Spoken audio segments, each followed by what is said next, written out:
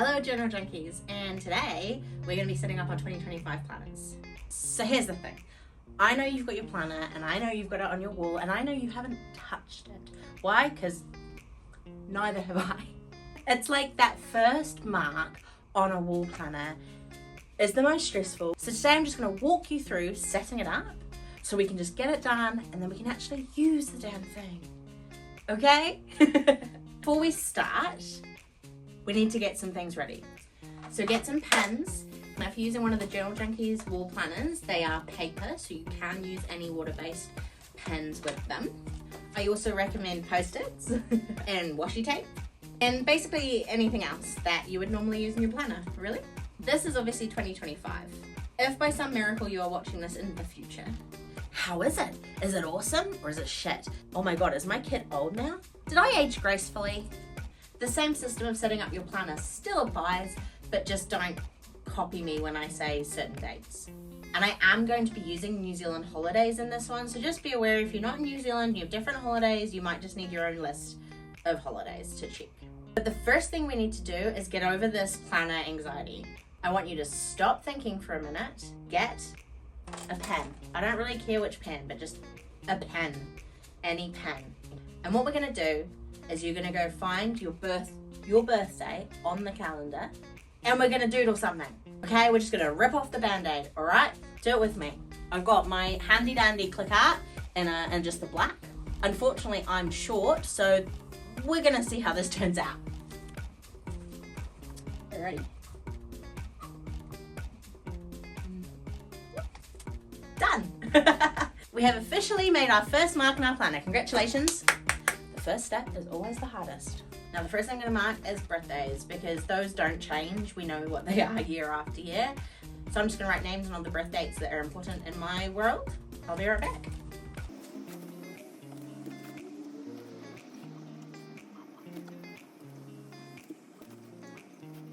Right, now there are a couple more I add, but I actually just want to double, triple check what those dates are because I can't remember them off the top of my head, which is why we need to write them down. Now the next thing I'm going to do is mark down all the bank holidays. Usually we try and book travel around those bank holidays to get the most of those free days. So I have literally just Googled all the bank holidays for New Zealand for 2025. And I'm not going to write what they are because to me that's not that important. So I think I'm just going to circle the date and then when I look at it, I'll know, oh, that's right, that's a bank holiday. So first of all, we have New Year's Day and the day after New Year's Day, so the 1st and 2nd of January. Great, now the next one is Waitangi Day on the 6th of February. Good Friday on April the 18th and Easter Monday on April the 21st.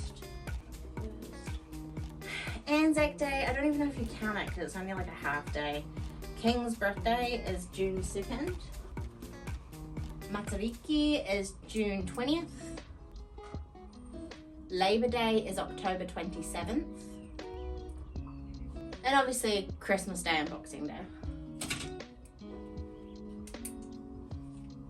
Now the next thing I'm going to do is go to my Google Calendar. Now I know you're like, Nancy, you make planners. What are you doing with a Google Calendar? Yeah, I get it. But look, me and my husband both use our Google Calendar to put in important dates. So if I have an event or he has an event, we know about it. Now one of the big things that he does that affects me and like how I can plan my life is when he goes away or has like a market or a Jimny trip, because that means that I am primary parent the whole weekend and I can't book a market or a plan with me event. So because of that, I'm going to use washi tape to mark all the weekends that he has already booked in there that he's planning to be away.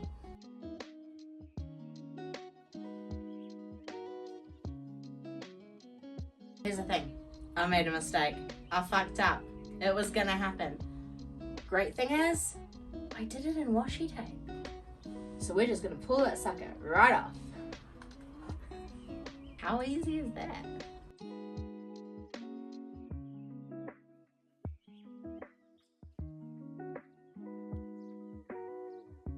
Gosh, you guys, it's so warm in here. Right, so we've got all the weekends marked off when I can't do anything kind of extra. But one of the things I really did want to do this year is a plan with me in-person session every month here in Christchurch. We did one in November and it was so cool meeting everybody. So because these aren't set in stone, I'm just going to use a wee blue like post-it note and I'm just gonna mark Sundays, one Sunday every month during a weekend that makes sense. Now here's the great thing, because I've already put in the bank holidays, so I know on the 20th of June is a bank holiday. I know that we'll probably want to go away, I know that lots of other people will be away. So this weekend probably isn't the best weekend for a plan with me. So instead, I'm going to put it right down here on the 29th. But again, because these are flexible, I'm using sticky notes. If something else comes up and I want to change it, I can.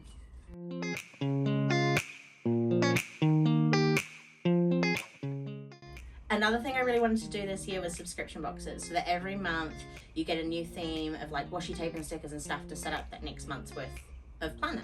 Now, for people to set up their next month, they need to be able to have the stuff kind of a few weeks before. So that means the release needs to be in the middle of the month. So if I was going to do something like this, and again, I'm not fully committed to this idea, I have like a lot of different ideas and I'm not 100% sold on this idea yet.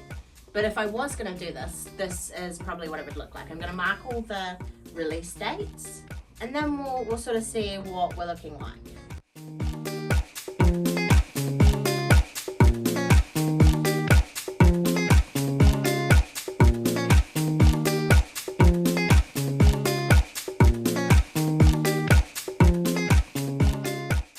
Now this is just one way to set up the calendar, and I'm using it obviously specifically to kind of map out my business year. What I would caution against is putting everything on one calendar. Really think about what is the calendar going to be used for, and really try and keep it to the most like top line information. If I start to fill it in with like everything, I'm going to lose that ability to look at it and actually see the detail I need to say to make the decisions I need to make. Now this will definitely be added to as I plan my product launches. I might put themes up at the top of the months. One of the things I want to do this year is markets, but obviously those dates haven't been released yet. That's really annoying me, hold on.